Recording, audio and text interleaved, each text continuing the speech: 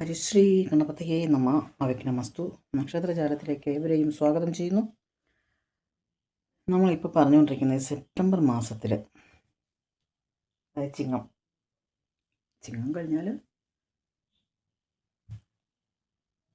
കന്നിയുടെ കുറച്ച് ഭാഗം. അപ്പോൾ രാശികൾക്ക് സംഭവിക്കുന്ന മാറ്റങ്ങളാണ് പറഞ്ഞുകൊണ്ടിരിക്കുന്നത്. ഇന്ന് നമ്മൾ പറയുന്നത് പൂരം, ഉത്രം, അത്തം 3 നാളുകളെ കുറിച്ചാണ് പറയുന്നത്. ആദ്യമായിട്ട് ചാനൽ കാണുന്നവരാരെങ്കിലും ഉണ്ടെങ്കിൽ ഒന്ന് സബ്സ്ക്രൈബ് ചെയ്തേക്കുക.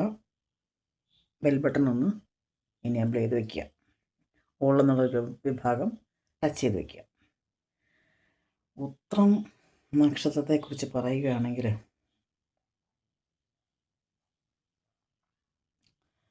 പൂരം, ഉത്രം, അത്തം. പൂരം നക്ഷത്രം 11-ലാണ് വ്യാഴം സഞ്ചരിക്കുന്നത്. അതുകൊണ്ട് തന്നെ ജീവിതം നല്ല രീതിയിലായിരിക്കും പോകുന്നത്. ധനപരമായിട്ടൊക്കെ നല്ലൊരു സമയമാണ്. ചിട്ടിയിലൊക്കെ ചേരാൻ സാധ്യത കാണുന്നുണ്ട്. ആടയാഭരണങ്ങളൊക്കെ വാങ്ങാൻ സാധ്യതയുണ്ട്. ഇതിനൊക്കെ സാമ്പത്തികമായിട്ട് നല്ലൊരു സമയമാണ്. സമൂഹത്തിലുള്ള സ്ഥാനങ്ങളൊക്കെ അങ്ങനെ തന്നെ നിൽക്കും. പിന്നൊരു കാര്യം, ജന്മത്തിൽ 2-ലുമായിട്ട് ആദിത്യനും കേതു, കുജൻ എന്നീ ഗ്രഹങ്ങൾ സഞ്ചരിക്കുന്നുണ്ട്. അപ്പോൾ അതുകൊണ്ട് തന്നെ വഴി നടക്കുന്നതൊക്കെ ഇച്ചിരി ക്ലേശമുണ്ടാകും. അവിടെയൊക്കെ കായികാധ്വാനത്തിലൊക്കെ അനാവശ്യമായിട്ടുള്ളൊരു മനക്ലേശം അനുഭവിക്കാൻ ഇടവരുന്നുണ്ട്. അതുകൊണ്ട് ഇവരുടെ, അതായത് കുജൻ്റെയും കേതുവിൻ്റെയും ആദിത്യൻ്റെയൊക്കെ ഈ ഒരു സഞ്ചാരം മൂലം, ജന്മത്തിൻ്റെ 2-ാം പാദത്തിൽ സഞ്ചാരം മൂലം അധികാരികളുമായി സഹപ്രവർത്തകരുമായിട്ടൊക്കെ പൊരുത്തപ്പെടാൻ വിഷമമുണ്ടാകും. വിദ്യാഭ്യാസത്തിലൊക്കെ ഇച്ചിരി മന്ദതയൊക്കെ സംഭവിക്കാം. പ്രണയം, അതിലൊക്കെ വിഘ്നങ്ങളൊക്കെ ഉണ്ടാകാൻ സാധ്യതയുണ്ട്. കുടുംബജീവിതത്തിലൊക്കെ സൗര്യക്കേട് കാണാൻ സാധ്യതയുണ്ട്. അതുകൊണ്ട് തന്നെ ആരോഗ്യം ശ്രദ്ധിക്കണം. അപ്പോൾ അടുത്തുള്ള ക്ഷേത്രങ്ങളിൽ പോയിട്ട് ആദിത്യ നമസ്കാരമൊക്കെ നടത്തുക. ശക്തിയാൽ കഴിയുന്ന വഴിപാടുകൾ നമ്മുടെ അടുത്ത ക്ഷേത്രത്തിൽ പോയി ചെയ്യുക. അതാണ് പൂരത്തെക്കുറിച്ച് പറയാനുള്ളത്. ഇനി ഉത്രം നക്ഷത്രത്തിനെക്കുറിച്ച് പറയുകയാണെങ്കിൽ, നിങ്ങൾ ശക്തമായിട്ടുള്ള നിലപാടെടുക്കുന്നത് കൊണ്ട് തന്നെ നിങ്ങൾ പ്രവർത്തിക്കുന്ന സംഘടനയിൽ എതിർപ്പുണ്ടാകാൻ സാധ്യതയുണ്ട്. വിവാദങ്ങളൊക്കെ ഉണ്ടായാൽ മൗനം പാലിക്കുക. അതാണ്, മിണ്ടാതിരിക്കുന്നതാണ് ഏറ്റവും നല്ലത്.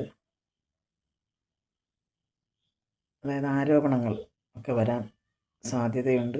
അതൊക്കെ കണ്ടില്ല കേട്ടില്ല എന്നടിക്കുക. സാമ്പത്തികമായിട്ടുണ്ടായിരുന്ന പിരിമുറുക്കത്തിനൊക്കെ അയവ് വരുന്നതാണ്. ഇച്ഛാശക്തി ദുർബലമാകാൻ സാധ്യതയുണ്ട്. വാഗ്ദാനങ്ങൾ സമയത്ത് പൂർത്തിയാക്കാൻ സാധിക്കാതെ വരും. സാങ്കേതിക ജ്ഞാനം പുതുതലമുറയിൽ നിന്നും നേടും. അതായത് സ്വയം ഇതിലൊക്കെ ഇങ്ങനെ ആദർശത്തിൽ അഭിനിവേശം ഉണ്ടാവുമെങ്കിലും സ്വയമായിട്ടത് ലംഘിച്ച് പ്രായോഗികമായിട്ട് പ്രവർത്തിക്കാനൊരു കഴിവ് നിങ്ങൾക്കുണ്ടാവും. പൂർവ്വ വിദ്യാർത്ഥികൾ, നിങ്ങളുടെ പഴയ സുഹൃത്തുക്കൾ, അതായത് കൂടെ പഠിച്ചവരുടെയൊക്കെയുള്ള സംഗമമൊക്കെ സംഘടിപ്പിക്കാൻ സാധിക്കും. അതിലൊക്കെ പങ്കെടുക്കാനും സ്നേഹബന്ധം പുതുക്കാനും ഒക്കെ ഒരു സാധ്യതയുണ്ട്. ഈ തിടുക്കം, അനാവശ്യമായിട്ടുള്ള ഒരു തിടുക്കം, ഈ ഒരു വെപ്രാളം ഉപേക്ഷിക്കുന്നതാണ് ഏറ്റവും നല്ലത്. അതിൽ നമ്മൾ ചെയ്യുന്ന കാര്യങ്ങൾക്ക് ദോഷം സംഭവിക്കാം.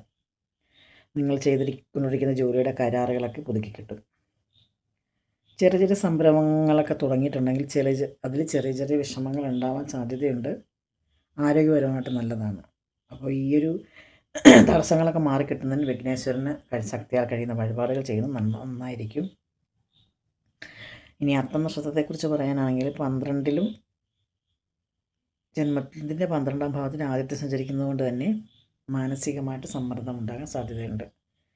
ചെറിയ നേട്ടങ്ങൾ പോലും അതിന് ഭയങ്കരമായിട്ടുള്ള ശ്രമം ആവശ്യമായിട്ട് വരും.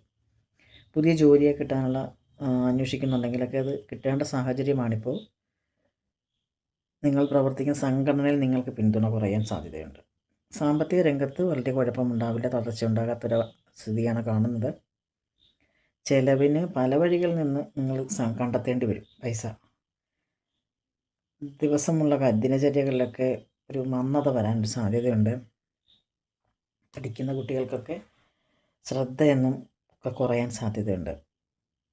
ആവശ്യമില്ലാതെ പഴയ കാര്യങ്ങൾ ആലോചിച്ച് മനസ്സിൻ്റെ സമാധാനമൊക്കെ പോകും. അപ്പം അതുകൊണ്ട് ആവശ്യമില്ലാത്ത ചിന്തകൾ വേണ്ടാന്ന് വയ്ക്കുക.